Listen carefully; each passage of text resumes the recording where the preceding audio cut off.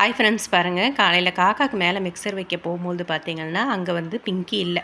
பிங்கி பாப்பா இல்லைன்னொன்னே கீழே தான் இங்கே இருப்பான்னு நினச்சிட்டு வந்து பார்த்திங்கன்னா கொஞ்சம் நேரத்தில் எங்களை ரொம்ப பயப்படுத்திட்டாங்க.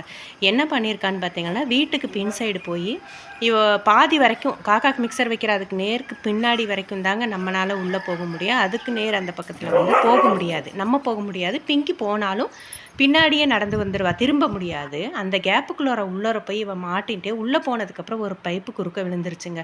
உள்ளே போய் கத்திட்டே இருக்கா. எங்கடா சத்தம் மட்டும் கேட்குது, இவளை காணமேன்னு பார்த்தா கடைசியில் அங்கே இருக்காங்க. அப்புறமா போய் அந்த பைப்பை எடுத்து வச்சுட்டு அப்புறமா கூட்டிகிட்டு வந்தோம். ரொம்ப பயப்படுத்திட்டா. எப்போதும் லாஸ்ட் வரைக்கும் போக மாட்டா, இன்றைக்கி போயிருக்கா பாருங்க. இங்கே பாரு, சந்துக்கு எதுக்கு போனேன் பாப்பா கிளி?